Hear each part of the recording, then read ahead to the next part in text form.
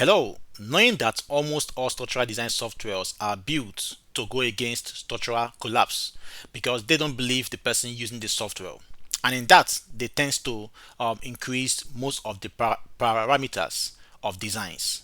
But the main goal of a building design is to comply with the code standards. So in this video, I'll be showing you how to stop over design using this software.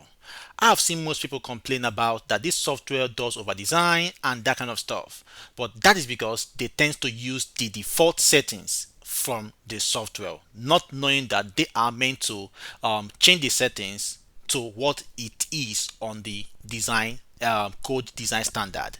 Now in this video, all the settings I'll be doing will be based on Eurocode.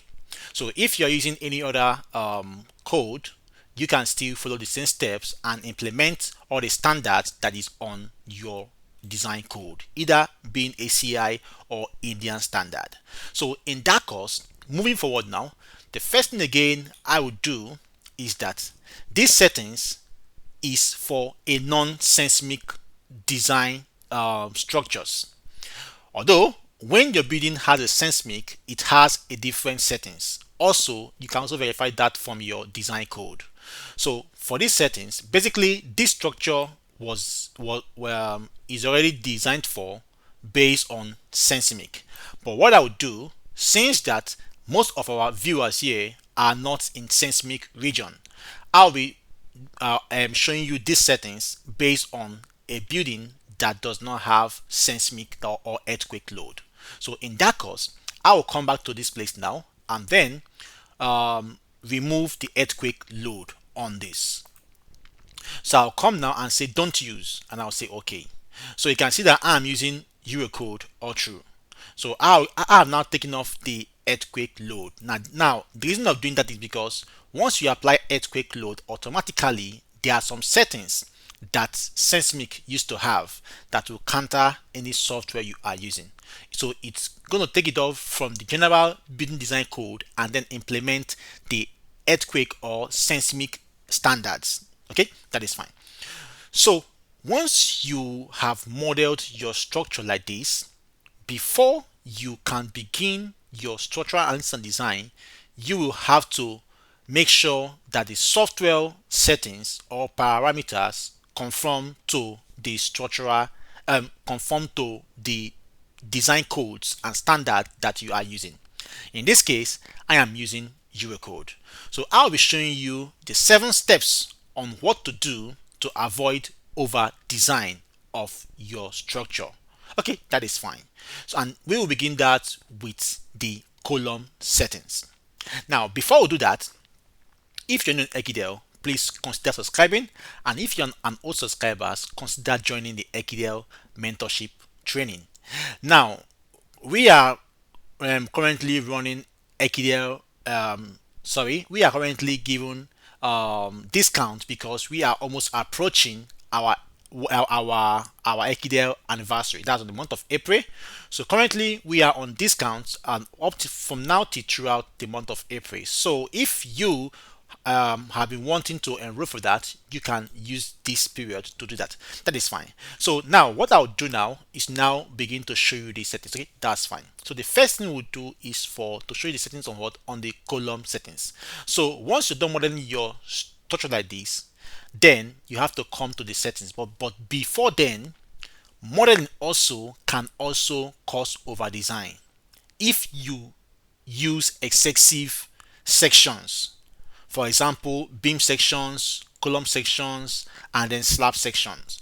Knowing that the first sizes that you use when you are modeling is to do what? Is to assume the sizes. Now, if you don't assume correctly based on the rule of thumbs, then you have your sections bigger, and which will increase the steel and also influence on the concrete quantity. So make sure you use the right sections by following the rule of thumbs. For example, for like slab L over 25, and for beam sections, getting your beam depth L over 12 or L over 15. So you have to follow all those rules. Okay, that's fine. So now I'll come to column settings now. I'll click on the settings tab here and then come to columns here. Now on the column now, which you can see here, this is what you have here. All right. Now, based on this, you can see that the column minimum still ratio is 000. Yeah, which is normal, because if you leave it at 000, it will take what is on the code standard. So in this case now, since it's 00, it is taking the settings that is from the design code. Okay, that is fine. Also, the same thing here too. If you leave it at 000, it is nice because it is taking what is on the design code standard. Okay, that is fine. But here, this place here that says moment capacity tolerance, you can see that it is set at what? At 00.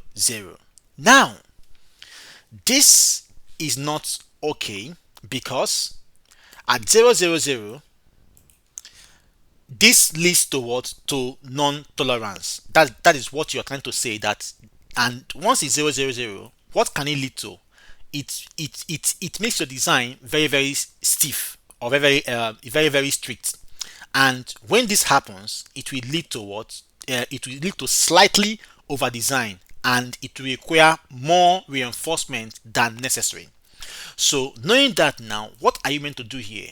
Based on structural design standards, or you have to either use 5% to 10% here. All right, that's what you are meant to do here. Don't always leave here as 0%. So always use 5% tolerance to 10% tolerance. So in this case now, I'll come here and put 5%. All right. Now I'll then move to joint shear check, which is reinforcement over strength factor. Now this is also a critical aspect too that you have to put into consideration. You can see that based on default, it is set at 1.25 factor.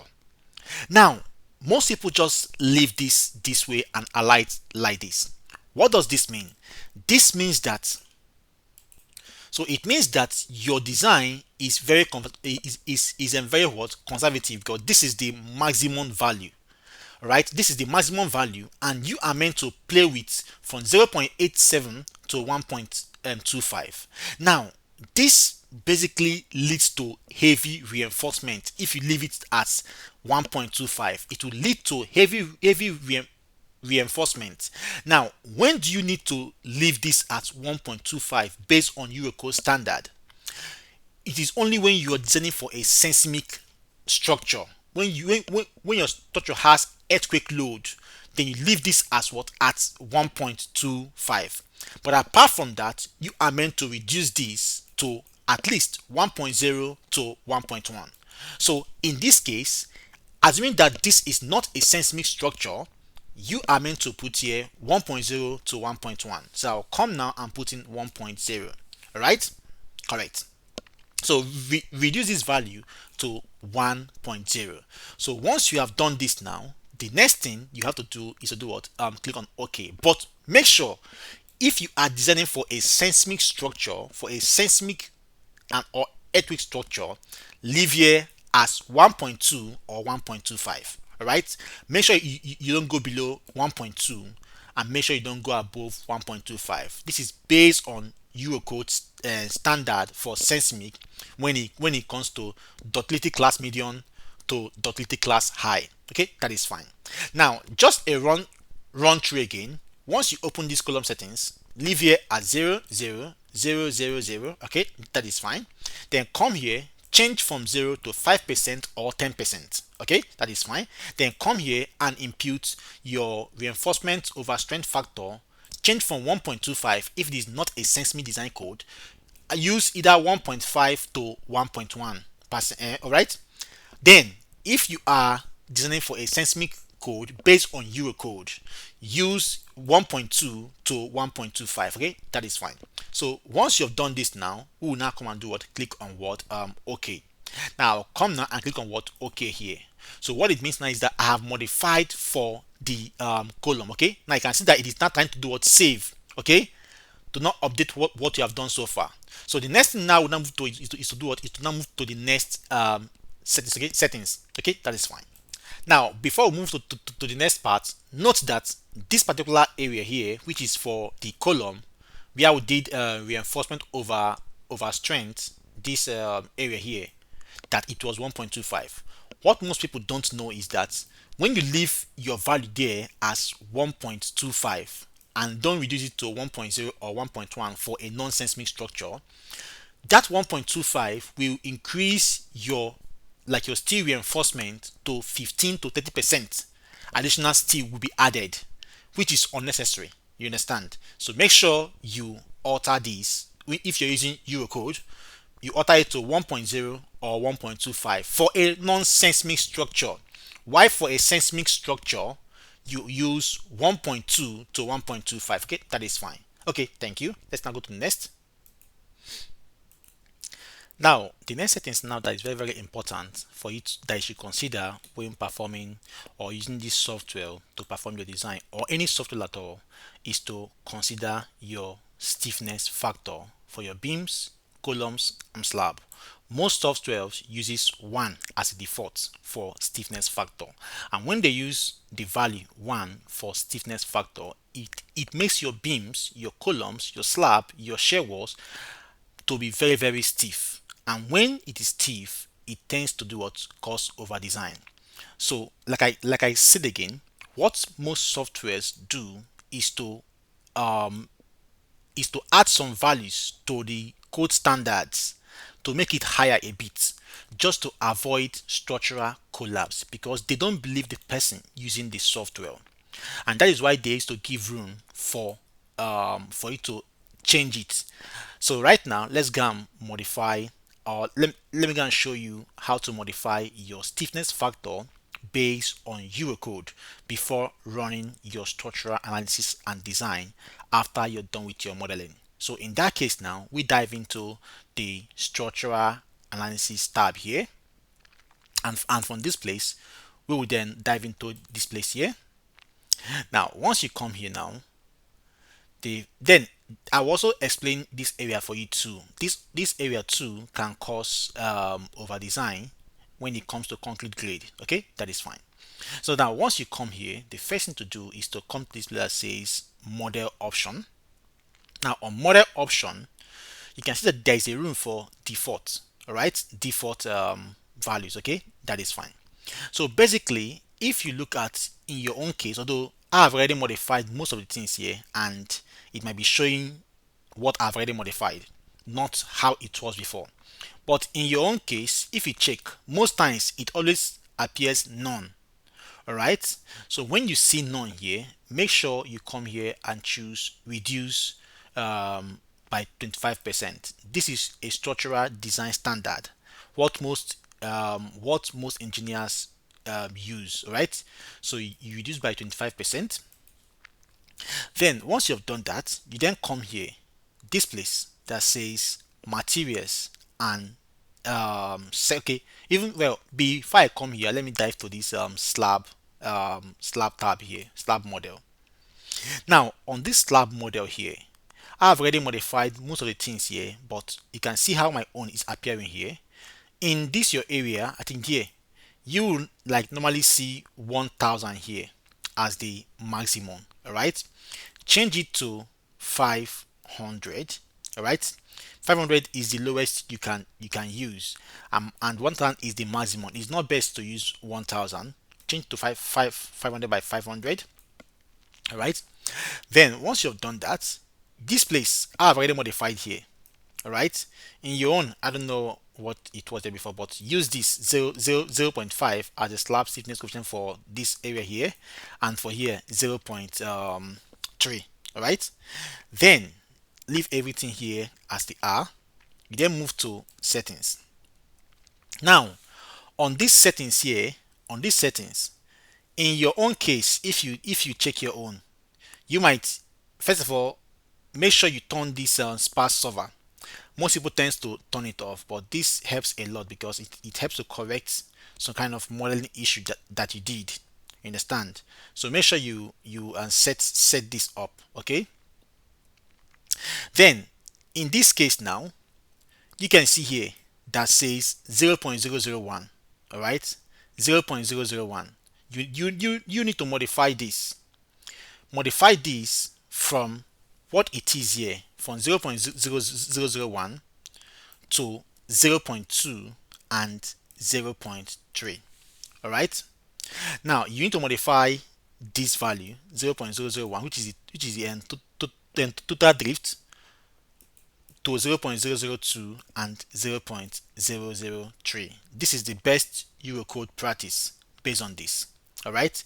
Else, it makes your structure, when it's at 0.001, it makes your structure very strict and then stiff.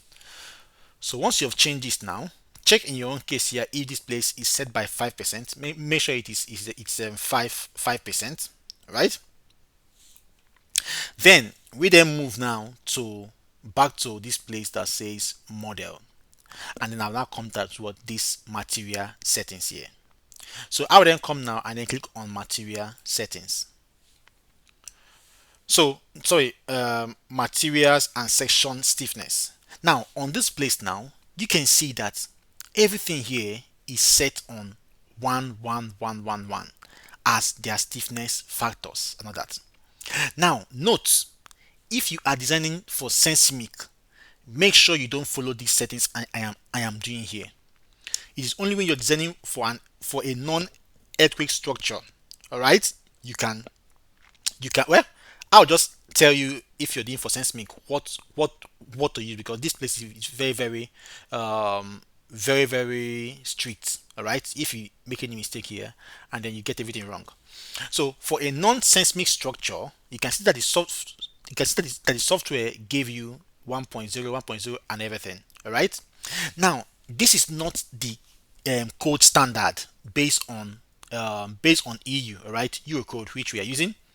Now Eurocode now specify that the bending stiffness factor for shear walls, either shear or frame, should be 0.5. So you can see that here is given what 1.0. So I'll come now and change to 0.5, and I'll come here and change to 0.5, and again 0.5. All right. Now we then move to basement wall. Basement wall now too is still 1.0, change to 0.5. Now when they are at 1, they are very stiff. It makes the wall to be very stiff, makes the beam to be very stiff, the slab, the columns very stiff. So you change for basement wall 0.5. Then you move here that says for slab. You take your slab 0.25. Slab ranges from 0.25 to 0.3. So sorry, 0.2 to 0.3. So I would put my slab to be 0.25 as my bending stiffness. And then for my columns, I will come here. Columns ranges from 0.5 to 0.7. All right. So I'll come here and put for my column 0.7 for my column. Then beams now. On the beams now, I'll put here 0.35, because beam ranges from 0.3 to 0.4. So I'll put here and put my beam 0.235, and again here too 0.35. Now once you have set this, only set this on your stiffness. Leave every other thing here as default. All right, only set this on the bending stiffness. Leave this as default. Leave this as default. All right, that is fine. Now I will then come and do what? Click on what? OK. Now because that place is very if you make any mistake, it will affect your design. If you are doing for, because I wanted to do a new video for just seismic settings alone. People are doing that are doing for earthquake. But if you're doing for an earthquake structure, these places are meant to be 0.5 all through. Everything here is 0.5. Okay, although I will show you that video later, because there are some settings you need to do for what seismic. Okay, that's fine. But for a non-seismic structure, all right, which is a normal building for Africa, for countries that don't have earthquake, like the Gulf nations, you use Saudi Arabia, they don't experience earthquake. Yeah, you use 0.25 and all that, just as you have seen it here, and then click on what? OK. Okay, and then you click on Now let us now move to pre-analysis here, where I said about the materials here. Okay, that is fine. Now the next settings now that can cause over design is based on your concrete strength or materials. All right. Now to do that, you have to come here to your concrete strength or your steel strength and choose the right steel strength and choose the right concrete strength. Don't choose unnecessary strength, or you have to choose a realistic grade of concrete and also your grade of steel. Okay, that is fine. So you then come here now and then click on this place here that says edit material. Now I will emphasize more on, I will begin with the steel before I begin with concrete. Okay, that is fine. Now when it comes to concrete, you notice that Africa basically has lower grade of concrete. Sorry, when it comes to steel, Africa basically has lower grade of steel. It's very hard for you to get a good grade of steel in Africa because of our manufacturing sector. They have to prioritize gain than doing the quality. And when you have lesser quality of steel, what does it mean? It means that you will need more numbers of what reinforcement to be able to carry the load.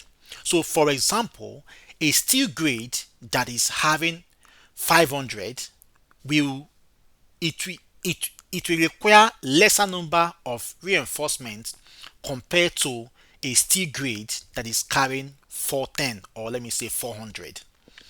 Now, if I open this now, you see that we'll have several steel grades, all right, here, beginning from 250, which basically we don't use for reinforced concrete.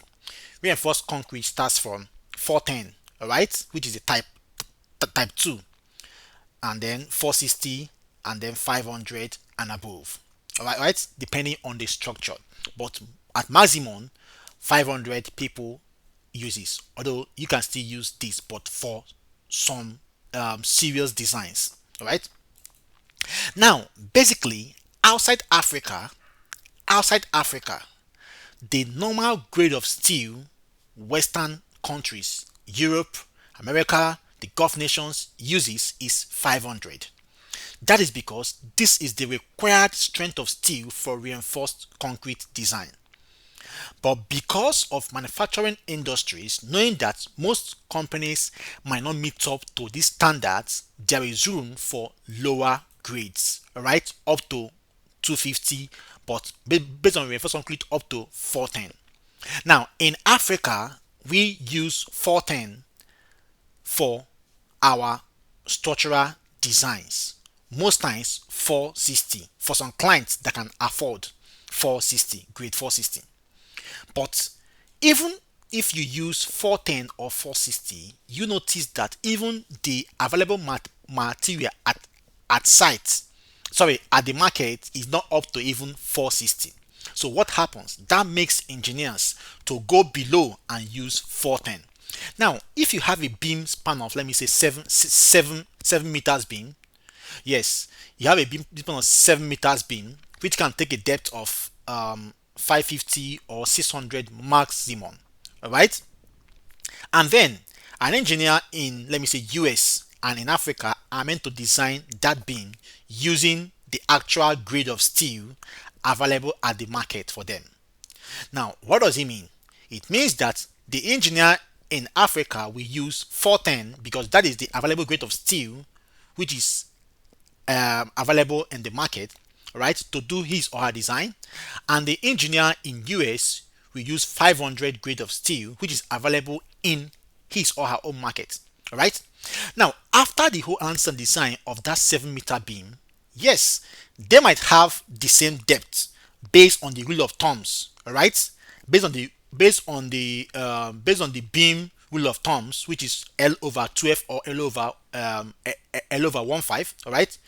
So if you use L over 12, and then they can have the same depth, either 550 or 500 or 600 at maximum for the beam depth, depending on the load it is carrying. Right.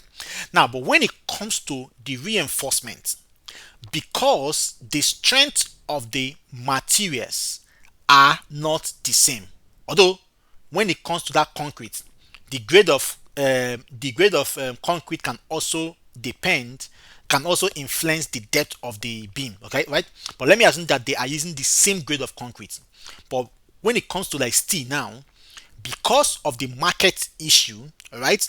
What is available in Africa is 410, 460 at maximum, and in other Western world, 500 is what they use. That is their minimum, and understand, that's the minimum. So, because these two engineers are using different grade of steel, one has a higher strength and one has a lower strength. What what does it mean? The person that is using 500 will require lesser numbers of reinforcement. So for a 7-meter beam now, based on experience, what you can have to carry that beam is 4016 at the bottom, that's on the first layer, and um, 2T16 at the second layer of the bottom. So invariably you have 6016 to carry the beam. Then at the top, at maximum, 46 and 3 to 4016 at the top. This is based on experience, although if it's a natural load it is carrying based on what, let me say 1.5 life load. Okay, life load. So in this case now, in this case, you will see that this guy here that is in US, that is using 500, all right, his own reinforcement for the beam can be 4016 or even 5T16 at the bottom and 3T16 at the top. All right. Why the engineer in Africa using a lower grade of steel? Since the grade of steel is low, it will impact on increasing the number of reinforcement just to be able to meet up the standards of the grade of steel that is actually meant to carry that beam is meant to have. So since the grade of steel is not up to, what happens? It will then use multiple. It will then go and increase or impact on the quantity of the reinforcement on that beam. So instead of that beam, as let me say, if you're using a normal strength of steel, which is 500, you have to have 5T16 at the bottom and 3 at the top. But because of the lower grade of steel that you are using, all right, you now go and be having most times 7 to 8T16 at the bottom, because now you have first layer 4T16 at the bottom, second layer again either 3 or 4 again. That means that you're having 7 or 8T16 at the bottom, and then whereas the person then at the top you might be having 4 instead of 3. So you can see that the like the whole difference now, the total beam the person that is in US is using for like for his rebar is 5 and 3 at the top, that's 8. Why why in your own case you are using you are using 7 to 8 at the bottom and then 3 at the top? That's almost 9 to 10 still against 8 numbers. So you can see that you are 2 bars higher or even 3 bars higher. So this steel grade can affect the quantity of reinforcement needed. All right. So if you use a lower grade of steel, you will impact on the quantity of steel needed. Okay, that's fine. So always use a realistic grade of steel, specifically the one that you're sure, based on safety of the structure. Don't say because I don't want to have bigger steel, right? Number of steels. You're not gonna use 500 that they cannot find in at the market in your country. Don't do that. Always work on the safety of the structure. So if you know that there is no way you can be able to purchase this 500 grade of steel in your country, go and use a lower one, either 410 or 460 that is available at the market that you can find. Okay, based on the safety of this, because if you just go and use 500 and then in real life they are not able to achieve this grade of steel, it will have issues on the structure over time. Okay, that is fine, because the number of steels are going to reduce, and when this happens, when they reduce, then it will have impact, because in reality the grade of steel which you're using for the construction is not up to the grade of steel that you use for the design, and that will cause a bigger issue. Okay, that is fine. So in this case now, you then come and do what? Say okay. Okay, so based on this structure, I am using 500 because it is not in Africa, so I'll say okay on this. All right, then I will then come here for the column, for the concrete grade. Now you can see that on the previous one, on the steel, we saw that higher grade of steel will make the quantity of the rebar that is meant to be used on that section will be do what? Reduce.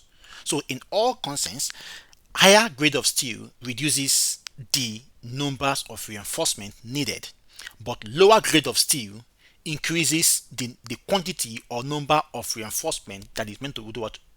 Needed for that particular section. Now coming to the grade of concrete now, it is just the opposite.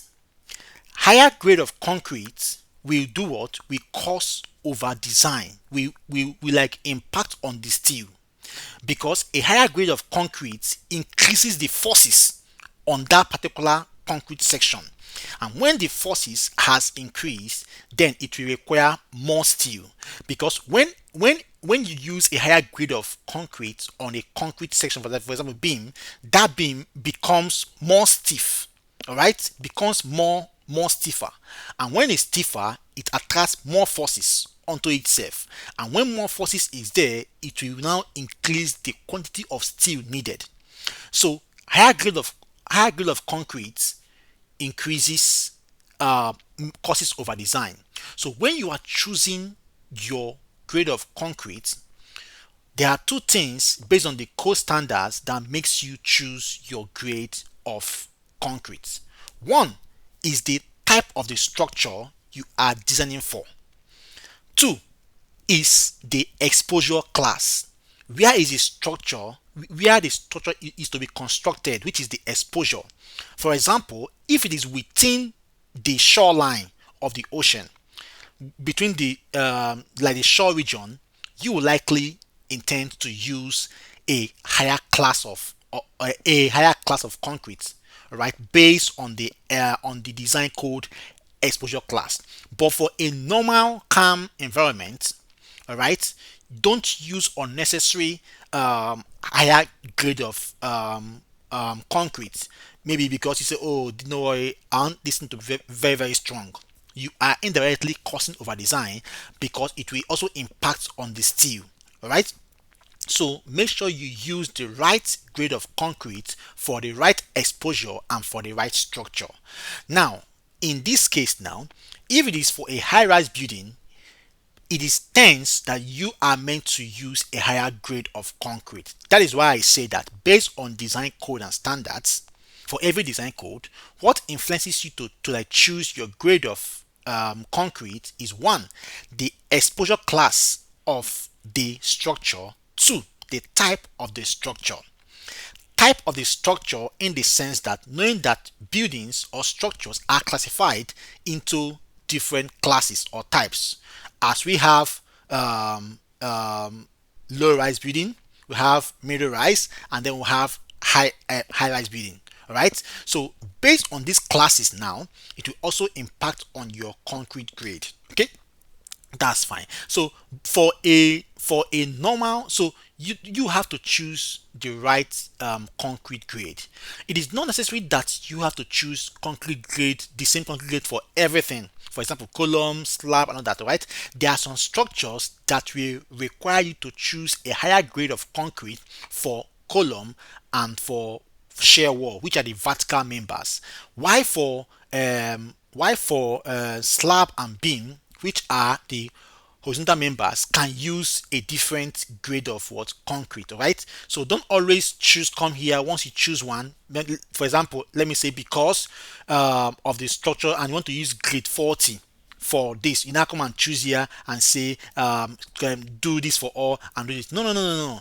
Slab might not might not necessarily require you to use grade 40. All right, so instead of doing that, come here, choose only the right one. So don't always choose it. So right now, you can come here right now. For example, if the column requires you to use grade 30, you come here and choose grade 30. Don't come and choose this apply to all right. You can see it here, grade FCK 30. You come here and do what, say okay. Then since it's share wall also is a vertical member, you come here and choose the same thing, grade 30. All right, and choose grade 30 here, grade 30 for here, and then click on okay. Is it there? Correct. Then for concrete beam ranges from grade 25 to grade 30. All right. So let me say I'm using grade 25 for like this. Okay. I'll come now and choose 25, and then click on what? Okay. Again for my slab 25. Most people in Africa uses 20, but which is not nice. Based on design codes, your minimum is at least 25 for a reinforced concrete. Okay, why you're seeing other grades here is because there are some things that are lightweight structures, all right, that they meant to use a lower grade. For example, drainage. All right, drainage is a lightweight, so you're not meant to use 225, you're meant to use lower ones. Okay, I'll come and then put here. Okay, but if that drainage is to carry heavy load or we passing through it, you need to use a higher one. Okay, so I'll come now, rib slab again, 25. So you can see that. So you can see that I can classify and choose different grade for different members, like for column and beams and that. Come on, so you come on and then say okay here. Okay, that's fine. So in all sense now, higher grade of steel will do what? Will like are going to minimize the numbers of what of rebars you use. Lower grade of steel is going to increase the quantity of rebars that is meant to be required for that particular distance, right? Then, but make sure you don't just go and use 500. I've said it before. Make sure you do what is exactly in your country, what can be purchased in your country, and use the grade there. But for concrete grade, this depends on the mix ratio or the mixture. So you can actually achieve your concrete grade. Okay, but make sure you don't choose now that I chose 30 for this does not mean that you like choose 30 for your. No, I'm choosing this because of this building you are seeing here. This is a high-rise building. Okay, that is why. So you're not meant to choose this 30. Always choose 25 if it's not a high-rise building. 25 is okay for all of them. Okay, that is fine. Then now come and do what and click on what okay. So once you've done this now, you then come and do what click on the OK again here. Okay, that is then close. So sorry, close. So with that now, you have set the concrete grade and the reinforcement steel grade on that particular stuff. Okay, that is fine. Now another thing again that can cause over design in your structure or in your building is the way people model their structure. Oh God, they do their modeling without thinking twice. Remember, I've said it over and over and over again that it is during your structural framing in AutoCAD that you are meant to do all your thinking, all the connections, how the beams and columns, how they will. It is during your structural framing. When you come to this structure here, you don't have to think anything again, just to begin to do what model. But most people overlook that AutoCAD because they just want to see their structure stand. They will rush quickly and come here and begin to model. And when they come here, that is when they will not begin to think about it. And because they are in a haste, they will not end up modeling what is not structurally right. And when you model that, the software will try itself to design it that way. And since your structural modeling and load transfer is wrong, what happens? It will lead to over design. And when you are doing your connection, you can see how I've marked all these cantilevers. Understand? All that. And when you're doing your intersections, like inserting your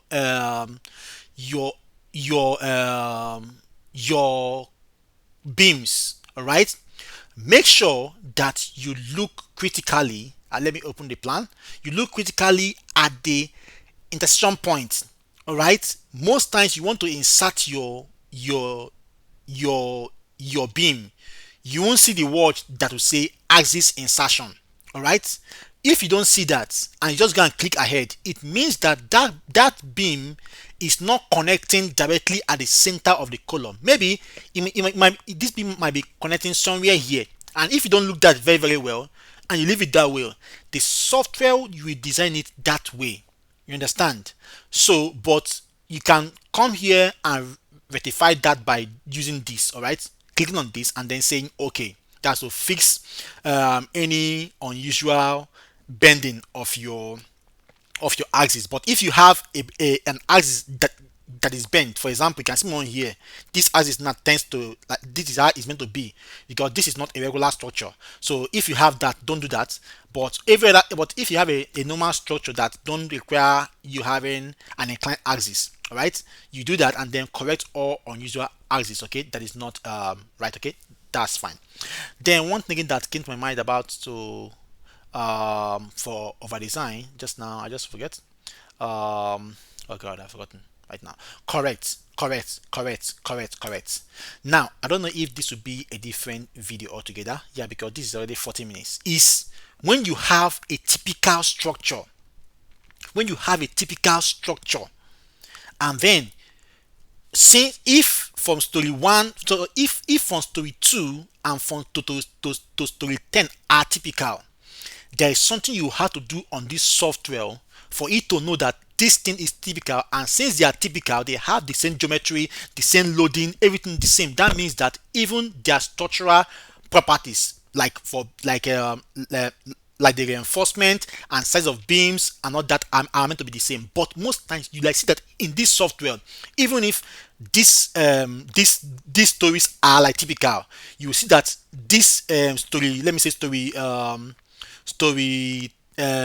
12 and story 20 something here, might be having different beam reinforcement, different beam depth, different column rebars, and all that. That is because you didn't assign it, or you didn't tell the software that, see, I want this from this story to this story to be similar. Since they are similar in real life, that means that I'm meant to have the same reinforcement for the beams, for the columns, for the sizing, and everything is meant to be the same.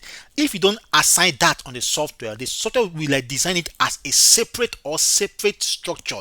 And when that happens, you will see that different forces will begin to be on different stories, and in that it will lead to different results in your reinforcement and in your sizing of beams. So, but in real life, they are meant to be the same. For example, now you can see that from the story here, from story 4 here on my own up to story 30 on this particular area, on this tower, and here this is 25 story, from story 4 to story 20, and is they are all the same.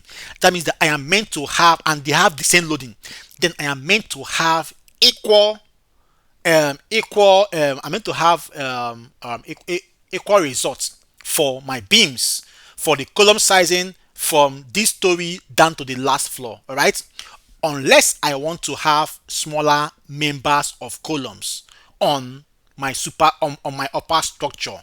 But based on seismic, this is seismic design, it is not advisable. In fact, it is out of the line for you to do that, where you have your columns below will be bigger and the ones higher. It will create a weak joint. All right, so you're meant to have a symmetric column, the same size, the same property, the same strength, the same reinforcement from the foundation down to the last floor. Okay, based on seismic rule. Okay, that is fine. So basically, I will be teaching on seismic design using Eurocode and ACI code. There'll be a link for that, and that will run for only 10 days. If you want to enroll for that, it's 10 days training for using Eurocode 8 and ACE, right? Which is, yeah, ACE code.